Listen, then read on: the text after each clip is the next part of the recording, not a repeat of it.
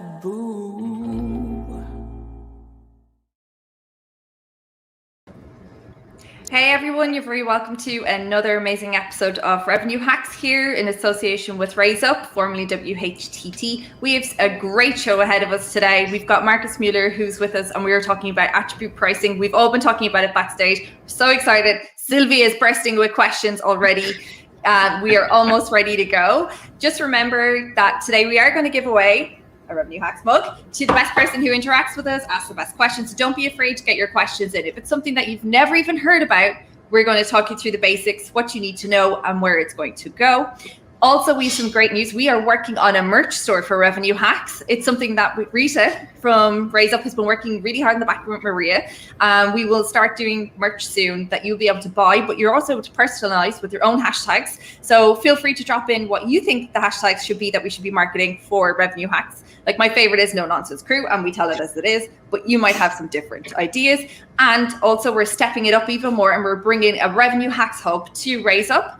On the RaiseUp platform, so make sure you sign up there, and we're going to start having like a boards and a conversation platform along with a learning tool, which I'm so excited about doing. We're working on content at the moment, so as you can imagine, it's just all hands on deck. Silvia doesn't even realize this yet, either does Sandra, but they're going to be roped into it too, along with Mr. Mean down below me here. It looks like the Brady Bunch again today, Calvin. So yes, with that, as you guys know, let's kick off the show. I'm Khristina Quigley, revenue manager in the past, but now I am with Hoist Group working for technology. So let's go with Calvin, another OG.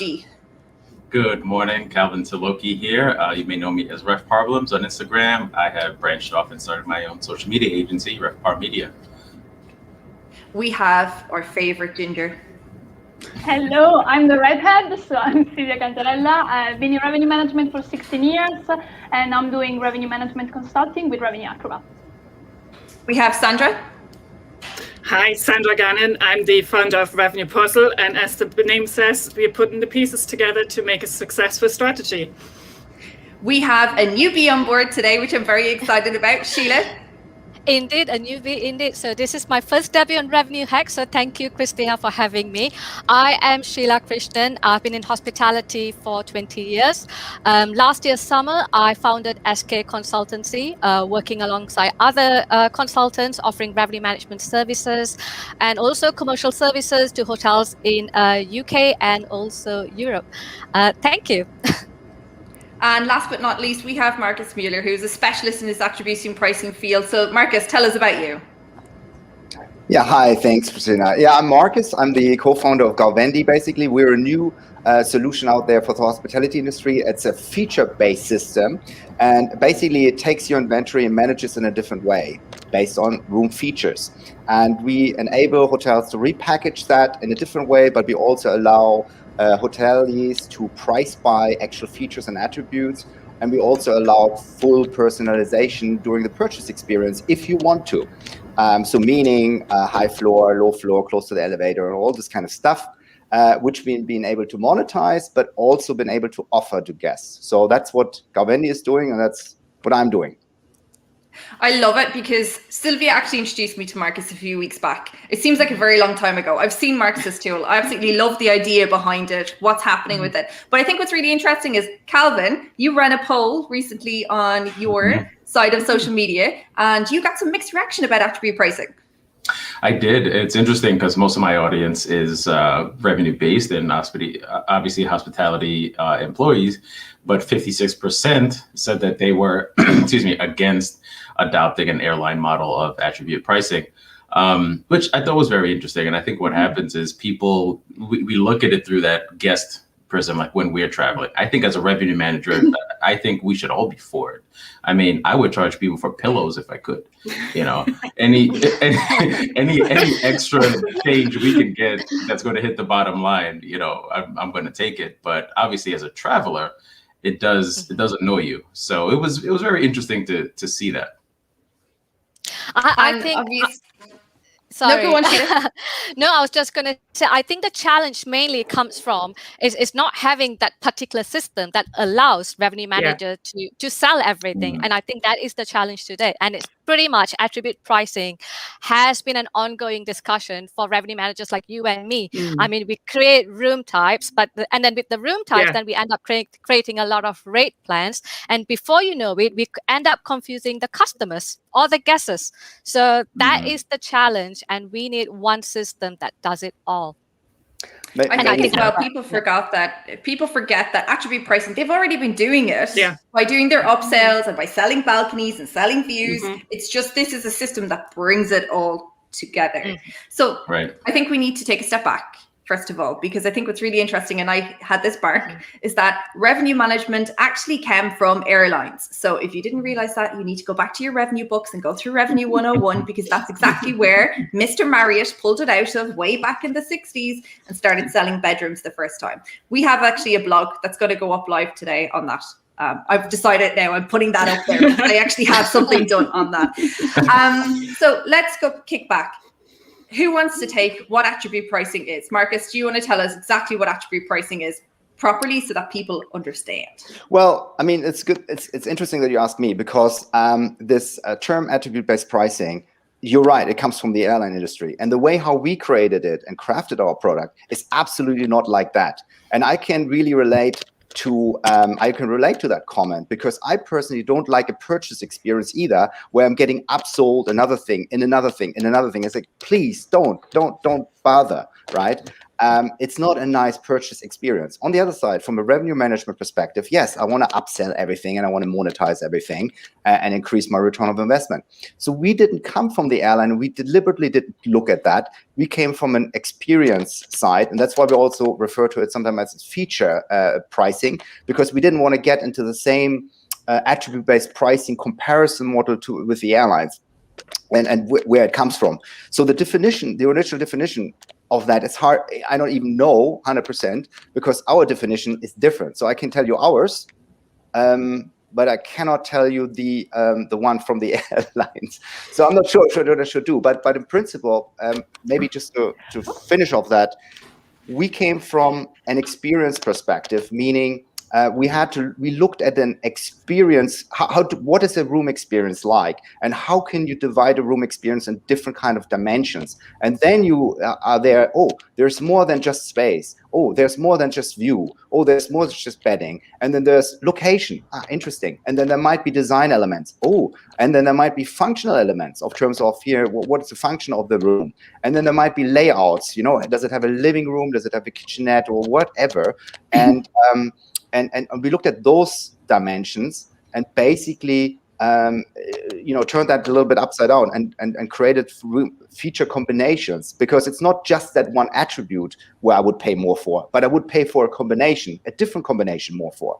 So it's kind of like putting a couple of attributes together and saying, this is combination 1, this is combination 2. It's kind of like you going in a hotel and you look at each physical room and then say, that's the room for me. I like that more. Would you pay more for that room? Yes, I would pay more for that room. Now, and the combination of space and high floor and bedding might be completely different, and there's always a trade-off.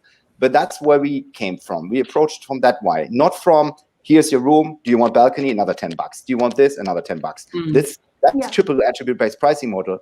And that's what we also don't like. And that's why we changed it. And that's why we all solution, because we couldn't get our heads around how to make it work in a nice purchase experience, and also do that revenue management side in the back end and really calculate price elasticities of the various things. But it's a more complex thing. It's more in combination. So I can see your number one fan is literally buzzing here in the corner next to me. She is sitting on some questions. So Silvia, go. No, I actually said that I agree with what Markus said. We are talking about experience. We are talking about personalization. And I think at the end of the day, it's all a matter of finding the right balance of what makes sense for us as revenue managers. That, as you said, okay, we always want to sell everything, but above all, for our guests, because we are working in a road that leads us to full personalization of the purchase experience. So right now, when we are looking at the booking engines of the hotels, we get completely confused sometimes, because we have lots of different rate plans, room types, products, and the guest is really overwhelmed.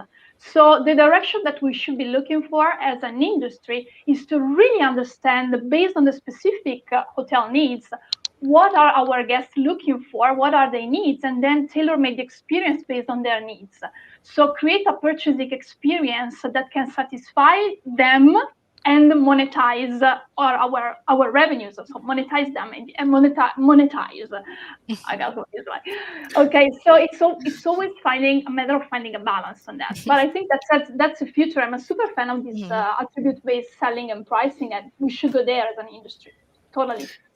I think a lot of it comes back to what we said over the last several weeks is the customer experience. We need to understand our specific customers. And as Silvia says, not one shoe fits all. There won't be the same packages across all the different city center versus a resort, but it's really listening to the customers and understanding what do they want, and also step back and go into their shoes and do a booking experience and see how it feels with adding this and adding that, or is there a different solution? And I think we really need to look back at technology, which has changed so much over the last 12, 18 months. I think what's interesting is all of a sudden the chats have started to open. And it's amazing because we have some people who work with IHG, who work with Marriott, who are saying, we're already adopting this. We're looking at it in the future. We have some people like Daniela, who runs apartments, who's independent, saying that it's going to need a specific software. Of course, it's going to need a specific, I can't even say it, type of software. However, it's all about the integrations as well and how that works with your hotel or your Airbnbs or your apartments. Sheila, you were going to say something. Oh, no, I was going to say I completely agree with Silvia and Sandra, actually. In an ideal world, we want the similar shopping experience that we have online. When you buy clothes, you have the filter options. What's the size, small, medium, large? What color would you like? And also when it comes to products, what are the reviews based on the rooms? Is it a good view? Is it a bad view? And I think this is where we need some evolution in terms of the technology, the current technology that we have, whilst revenue managers are being able to yield their pricing for each attributes. Okay, so the queen of the redheads has another question. She's like holding on to all these things. She's sending me messages. I have questions. No, I've got one question because I think that's the question that a lot of people have. And this is for Markus. I'm sorry, Markus, it's your turn. So when you think about attribute-based selling and pricing, you think about moving out from room types into room numbers. So actually, I'm selling room 101 because it has these features. So some people might say, okay, this is not feasible for me because my rooms are all different. I need to have flexibility to move around, to do room types assignments. So does it have to work for your whole room inventory, or can we make attribute-based selling and pricing work for some share of the inventory, or just create some, clusters of rooms that have similar attributes? What are your points on this? Yeah, I mean, so basically, to your point, Silvia, we came from the angle, one from the hotelier's perspective, you want to monetize everything, and you want to have the maximum flexibility in terms of room allocation to the, maybe you can shift people around and whatever. I understand that. From a customer perspective, you want personalization and you want the individual and actually you want that specific room. And what we have done with our tool is basically we can allow, and this is where a whole new game of revenue management comes to play, because we don't think that way in features. But if you think about that, okay, allow more personalization, for example, in our tool, when you stay longer. So, okay, minimum stay, length of stay 4 nights, or stay through, or whatever. And say, okay, I allow you to pick room 105, but you got to stay a week, right? Why wouldn't you say that? Or why wouldn't you take this kind of stuff? On the other side, when you do, and that's what our approach is, we are basically allowing full individualization and personalization on one side. On the other side, we are repackaging the room product into simplified room products and push it out to third parties. So there, through third parties, you have full flexibility in where you allocate your room, because you cannot book room 101, for example, because you book your standard room or deluxe room or whatever. So that means your hotel can do anything they want as long as the standard room and the description matches. So however, if you book direct, and there we come into distribution strategy, you can get individualization. And isn't that what it is about? So that's why I'm always referring to, hey, create your own virtual flagship store. Why wouldn't you have more personalization options on your own shop? That doesn't mean you don't sell your deluxe room, etc. But I want to add one more thing. Why do you have does a deluxe room or a standard room to be static? Why is it room 101, 102, 103? Can that not move around either? Because I'm just worried about my flexibility hotel and the price point. I don't really care if it's a standard or deluxe room. I care about the price point I get at a third party. So we are calculating those kind of simplified room products as well, based on the demand you get on your direct shop, respective to your features and pricing and so on. So it's getting quite complex. I'm not sure if I lose you guys, but it's very interesting. If you get into that, you definitely have a solution for this. It's just a different way of thinking. And I think for me, it changes the game completely, because it changes the way you distribute and how your distribution strategy looks like. It changes the way how you do then your revenue management, and basically you save also time, because your allocation can be either flexible based on a simplified room product, which you sell on third parties, or it's kind of fixed as much as you allow personalization subject to your operation, right? So, but that's what you can do. Thank you. Let's get into this whole thing, because people are asking, what is it? So Daniela, that's exactly what we do. Is display an apartment type on our website. So how do we go about this? Because first of all, everyone has different attributes that they want to charge. So that's view, floors, minibars, all these different things. Where do we call the shots when it comes to segmentation? Do we still call it as corporate, leisure, or do we change up our complete segmentation and go, there's one now for attributes, but it's only, a corporate or a leisure one? Where do we go with that in the grand scheme of things? Because let's be honest, we look at this as the end of total revenue, how much it's going to bring to a property. And it's all about being able to track that in the best way possible for a P&L, so that our magical financial controllers can understand exactly where this revenue is being generated. Somebody wants to go first? No, I think it's an interesting one. I mean, especially when we talk about allocating individual rooms.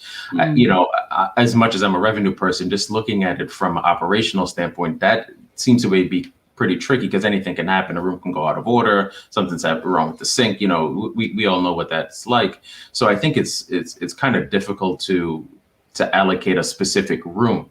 I think by room type, I think an interesting way to look at this is, maybe from a guest standpoint, guests can maybe get into hotels that they otherwise wouldn't be able to afford by allocating a specific certain amount of rooms at a lower price. They can buy that, and then they can add on different things, different experiences throughout the hotel or resort as they build their bundle, and maybe they're able to stay at a place they otherwise wouldn't. That can be an interesting way to go about it as well. Yeah, I'm not. Markus, we had an interesting. Sorry, just one question, because we actually had a question in from Beatrice, who's actually asking, how can we solve trouble of selling rooms that are almost interconnected rooms? So, can we use this as an attribute pricing when it comes to it? Yeah, the answer is yes. I mean, I just also wanted to revert to Calvin, and I can answer that question as well. I mean, obviously, you will always have a certain point where you need to commit to a certain room, right? You only have one suite either. So you can say the suite goes out of order, etc. It's always a question of how much you can manage from your operation. You don't have to allow for all the rooms. You just allow it for a few, or just for high floor or whatever. And I think we don't have any history on that. So people, they're always afraid of something new. To be honest with you, I don't think when holiday homes do the same thing. You can't just change your once you have rented a house, you can't just say, I'm going to stay a week longer or something, because it's booked for the next week. You just have to manage and look at the inventory a little bit in a different way. But the other thing is, we can, what we are doing in our tool, you can create different room products. We call it enhanced room feature combinations in our systems, where you can say, I want to sell these rooms next to each other as one unit. I want to sell connecting doors as one unit. I want to sell the entire floor for the Habibi, for the Middle East market, right? I want to say that for that. And think about it, that you slice your hotel into different the rooms into different basically features, and you cluster it in different ways. You could say, I just have a room product which has only balcony and high floor and whatever, and space is maybe not so important, and I sell it to those customer groups, and I create another room category, or not category, but room product, which is for corporates, and I create another one for this, and so on and so forth. and you could just slice and dice your hotel in different ways and sell it for different audiences through different channels without overwhelming the customer, because that's what we're trying to do as well. That's where the new technology comes into play. People very often don't know what they want, and that's fine. Just give them the most popular. Just give them the lowest. Our most popular. Oh, I see you traveling with kids. The most popular is our connecting rooms. Woof. Okay, that's it. You have the ability to look for your other preferences. So that's why we're going also for percentage matches. I think that's also unique. We don't want to confirm a room number. To your point, Calvin, that's could be risky. But you can say you get a room, high floor, king bedding, that view, for example, right? I mean, that personalization. If you want to go further and say you want this art, you want the green room, the yellow room, or whatever, you can. Every hotel is different, but you could do that. So you could have complete flexibility or complete control, subject to your revenue strategy, and even you can extend it to your corporate segments. I mean, it's going to be interesting for me. I'm a sales and marketing guy, so of course I would love to have a negotiation with corporates. I mean, the market is not ready for this, I guess. That you can say, yeah, I'm going to get rooms which are only high floor, this king bedding, etc., and I'm going to price different things. So I'm having a corporate rate which is based on features and not based on room categories or something. Wonder how LRA and all this kind of stuff goes there, but that's getting really, really complicated. And it's only, I think we only discover things now when we look in our system. I think our mind is just exploding with this new possibilities, and we're getting more and more ideas as we go into this topic. And I think that's very much the point. I think we're on the early stages of all this. I mean, we're basically saying that we're selling the entire hotel online directly with all these different features. But let's face it, it's growing, but we're not there yet at all that we're selling everything through direct channels or even only a tiny bit through OTAs. But I think over the next couple of years, that is something which needs to be looked at and evolve as such. And as Markus said, there's more and more data points and touch points coming online, which need to be considered to fully flesh it out in a couple of years' time. It's still in the infancy stages. So we've had something from Abe, who's just asked, who actually mentioned that there's obviously a ton of obstacles in implementing attribute pricing. This involves integrations, implementations that some vendors might not want to make a financial commitment to. That's why you go with little APIs and all these different little jigsaw puzzles that go and put everything together so you don't have to. But also, in addition, imagine your revenue manager now looking at the comp set pricing and trying to compare apples to apples. So I think what's interesting about Abe's comment is that he's kind of speculating that it won't almost be comparing room to room, although I still think that's going to happen, to be honest with you, because I don't think right now any of the rate shopping tools that are kind of starting to develop their own revenue management systems are going to cop onto attribute pricing right now. But I do think it's something that should always be included anyways in your SWOT analysis, especially, if you're opening a new hotel or a branded property across the world, you're always checking every touch point that the customer has and how much your comp set is charging. So I think it's something that everyone should follow. Luca, thanks Millie for joining us. Luca is always a regular from IHG. He also mentioned that he also sees attribute pricing selling as something that will facilitate a digital check-in or room assignment as the room reservations be more specific about the room guest, which is actually booked. Believe it or not, I actually seen how one of the tools, Markus's tool, actually works in the past, and it does actually do this. And you can almost, like I had this conversation, it's about loading floor plans in. And there's a lot of technology that's out there at the moment via keyless entry, via attribute pricing systems, reservation systems that will actually allow the guest to pick the room based on the floor that they want, the area that they want, the view that they want, which is great in a way. However, it does come with some sort of, some problems operationally in the property, because what happens if I book suite 101, I wanted this suite, I've booked it in advance, and then the hotel moves somebody else into it. So it's down to how the property manages it on their side, not just the guest side, because I think that's the biggest operational side.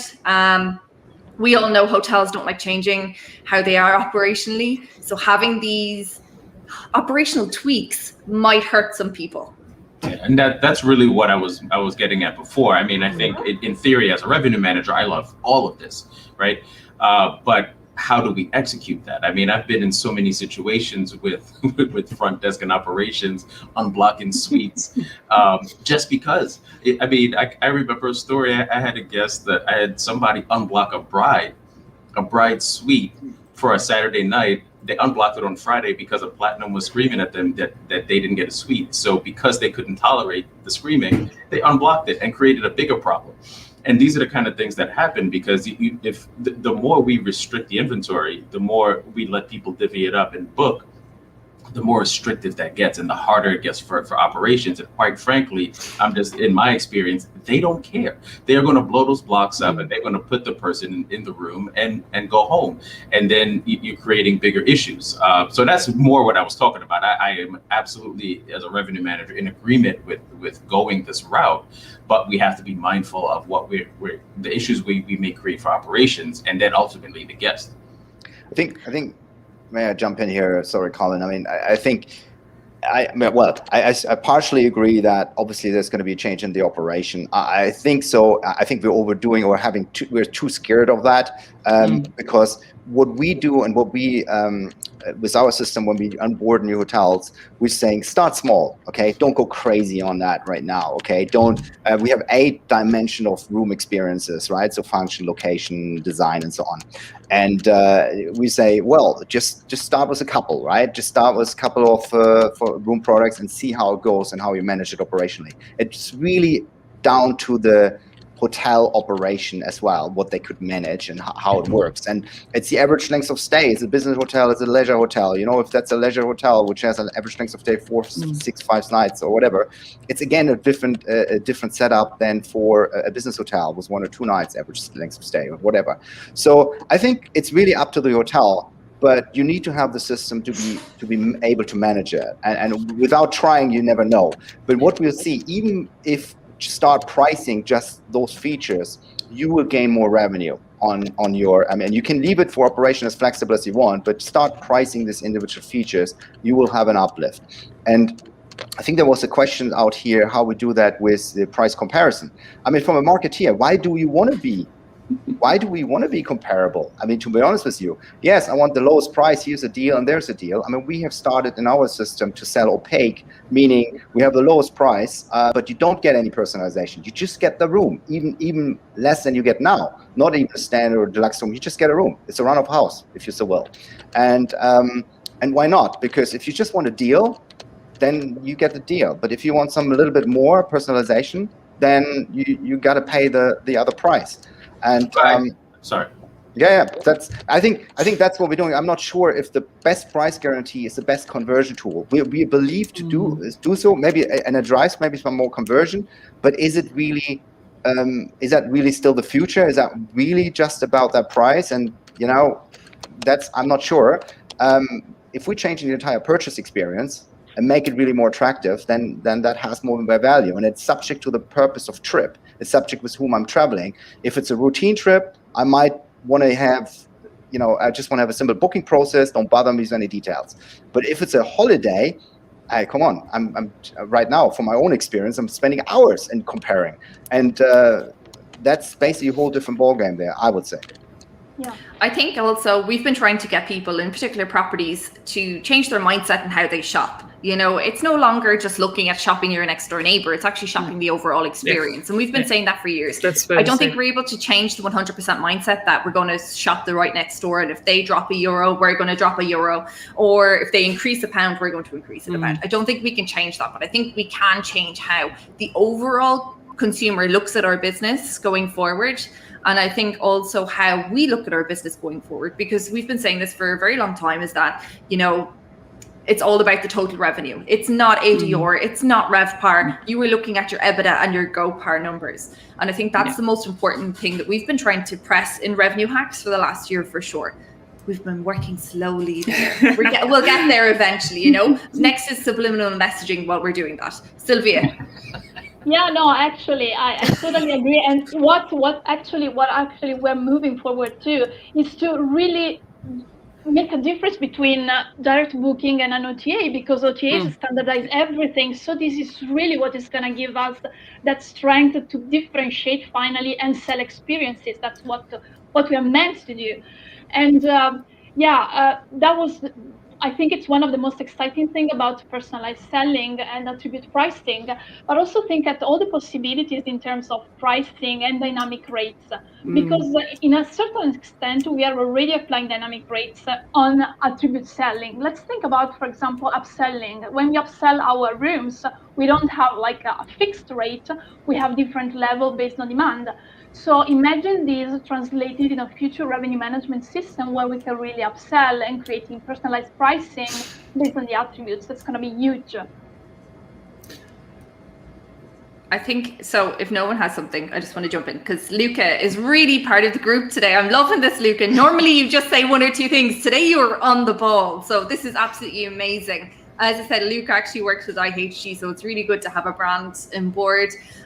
So how do you think attribute pricing will affect the overbooking or category overbooking strategies? Markus. Yeah, the way how we tackle that is exactly as I said. I mean, we do have room products which have no personalization, and that for me becomes the go-to overbooking room categories, if you so will, right? So you allow whatever. I mean, the lowest price or basically the we call it room feature combinations, right? So the enhanced room feature combination, which maybe just has your space and just has the bedding, or not even the bedding, becomes your overbooking category, and then you just play with it, and it works. I mean, from our system, we haven't had that scenario yet because there's COVID and there's no hotel which has that situation. I think when we get there, I can tell you more about it. But right now, in theory, it works like that. You kidding? I would love that. Just sell somebody an empty room like, oh, you wanted a bed? That'd be good enough. That is such a me thing. Thank God I'm no longer doing that. I love the thought of that. It's saying that it comes back to the run of house room, and I don't think we will ever fully get rid of it. It's still going to be there as even if you want to call it the safety net. But I think we need to move away from having run of house in contracts, run of house. If you want, that's your to-go room. If somebody calls or wants to book, I think that just needs to be the safety net. Yeah. Interestingly, Federica asked questions. Federica, hello, how are you? Very welcome. You're normally here too, so it's great to have you on the lunchtime show. Will chains push the process, or will it come from the OTAs? Definitely chains. Chains are the key behind this because the OTAs can't. Although they have the power to manipulate the data, we need to input that data and send it to them. So I don't think they're going to be as quick to do it. They are doing attribute pricing in regards to adding on, like, car rental and all these different things. But in regards to the hotel property specific stuff, it won't. And Luca Hen has already put in the comments as well. IHG have been working on it, which is true. But if you had larger scale properties that were more focused in all sorts of revenue areas, it worked better for you rather than just the likes of the express and lifestyle brands, which were very focus serviced. And I think you will see Hilton and Marriott rolling this out a lot quicker in the next few months, or even next year for sure. I definitely think it's on the roadmap. It has to be. Any way of making additional revenue when all these chains charge per total room revenue, it makes sense. It does. It really does. Karina had a question in regards to rate parity topic. In the most recent study of H2C GmbH showed that hotel groups that do not keep rate parity had no drop in conversion as a result of it. I would say rate parity is dead. It's dead, guys. It should be dead. It's no longer about just the price. You couldn't imagine how much I hated getting those best rate guarantee emails. It's like whatever. I don't care. Oh my God! I'm a former Starwood person, so I know what you're talking about. That was my nightmare. The beating stick, Silvia. The beating stick. I can see Sheila is literally here biting her tongue, going parody. Oh my God! This is my first show. I can't do this. No, especially, talking about parity, I think my concern would be more on the contractual agreements, especially with wholesalers, hotels that rely on wholesale businesses. You have these contractual rates. So I think that could be a challenge when it comes to attribute-based selling. In the future, we do need to have the system that could, talk to these wholesalers on a dynamic pricings only and not through static rates. And this is where I think probably Markus, I mean, the question for you is, where do you see the future? Well, where do I see? I mean, I hope that obviously it's like the way I compare this is it's a supply, it's a chain, right? A value chain, travel value chain, and the hoteliers or the hotels are a big part of that. And as far as I can see, we lost as hoteliers, talking from hoteliers, we lost control of our inventory, right? I mean, it happened very often that in the early days we had wholesale rates and they ended up in the online and whatever else, right? So we had all these problems. And we still have lost control of it. And I think the future is that the only way we can gain back control of it is that we manage the inventory differently and control it differently. And obviously that will force the other distribution players, which have OTAs are important. They give us business. Tour operator are important. They give us business. But they have to redefine their value proposition. Please, not on our value proposition. You have to add your own value proposition and sell that inventory, which we give. And I think that's where I see the future is basically, yes.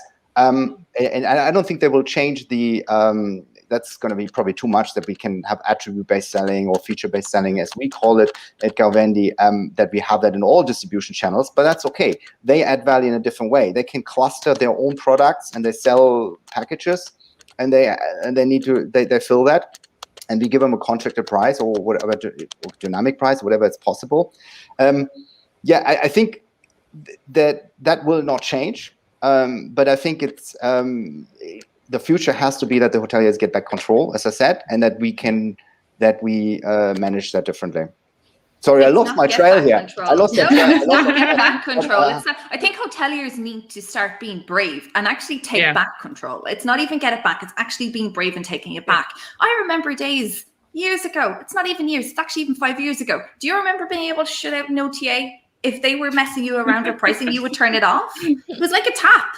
But now we've become, since the last economic crash, we've become so reliant on these big players to bring our business. Because during the crash, when we didn't have money to actually put into PPC, SEO, and all these, and we didn't understand that big marketing world, they went streets ahead and they were able to monopolize that market.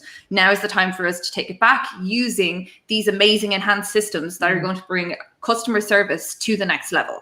Where you can actually do a shopping basket for your whole trip.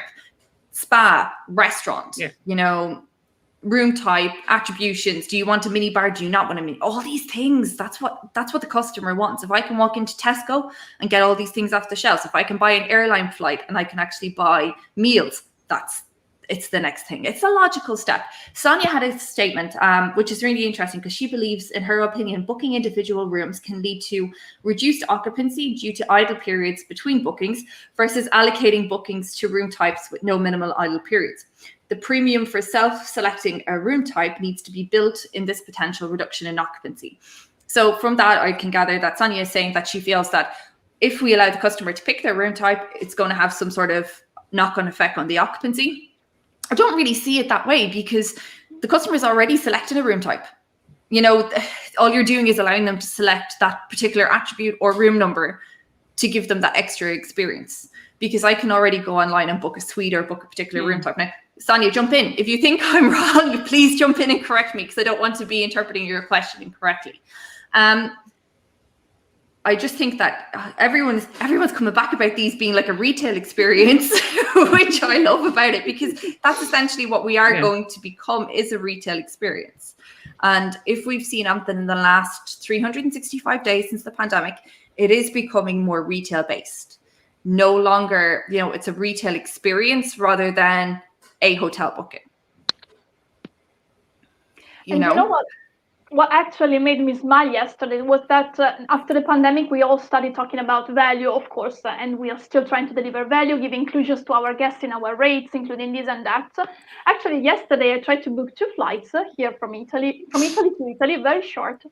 And I had to pay extras to have a flexible cancellation, to be able to change the flight if I needed to change it, and of course, for the luggage. So we are still here discussing about whether or not to implement attribute-based selling at our hotels, while airlines in full pandemic, they keep on charging for this. So I think we really need to... And they're getting away with it. That always is. Airlines have never cared about their perception. Never. That's one thing they've always had over hotels. They don't care how you feel about it. They don't care how you feel about these fees, about their policies. You're going to book the flight. They don't care. And yeah, exactly. And I think the difference is that hotels have always been naturally the more hospitable part of it, and that's where we struggle. It's we focus a lot more on the guest experience, which is not a bad thing, but it's like, how does that make you feel, right? You go to book a flight and it says, okay, 100 euros, and okay, great, I'm getting a great deal. But if you want to check in at a certain time, there's a fee. If you want a flexible cancellation, do you want flight insurance? Do you want a meal? Do you want this kind of seat? Then all of a sudden you're looking at maybe 250 or 300 euros and you're not getting the deal you thought you got. That doesn't leave you with a good taste.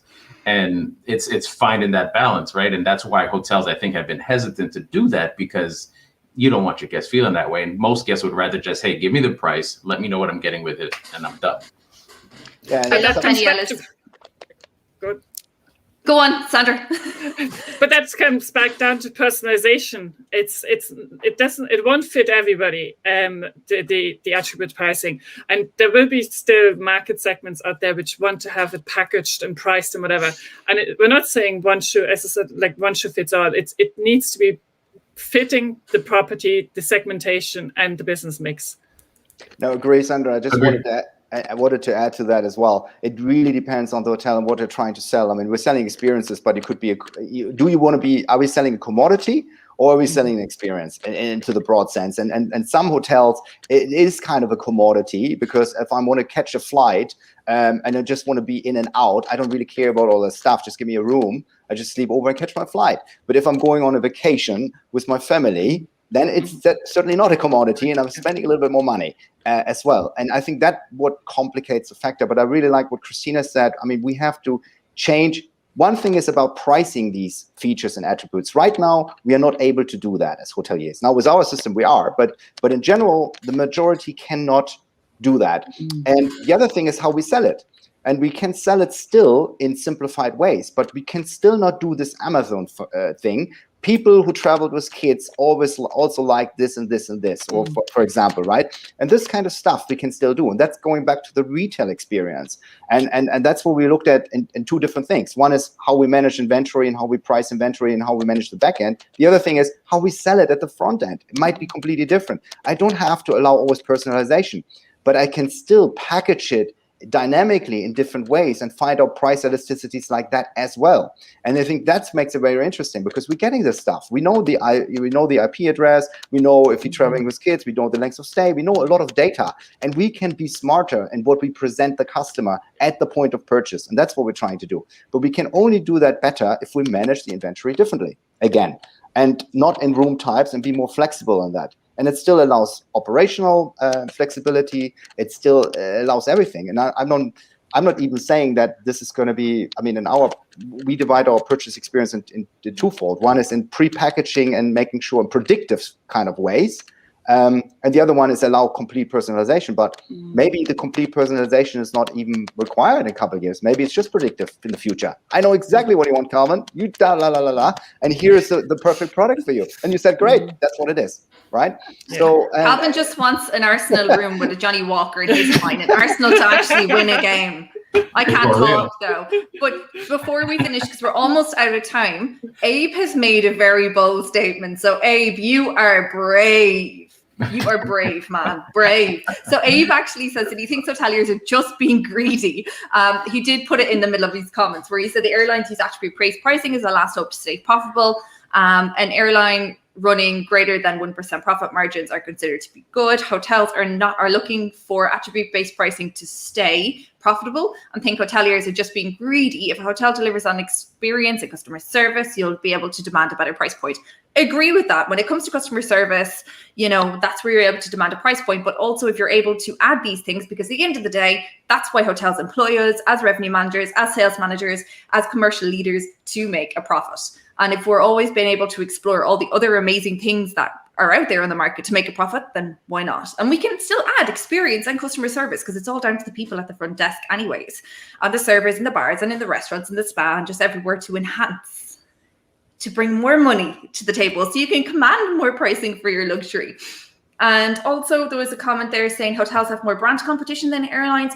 Very true. However, at the end of the day, the brand is only really 4 or 5 big brands globally when you're looking at it this way. And then you've got the independents who are trying to fight with the big brands. So, I think it's not really, although there's airlines that are kind of pretty much monopolizing, I still think it's the same with international chains. People find that one airline that they're always going to fly with.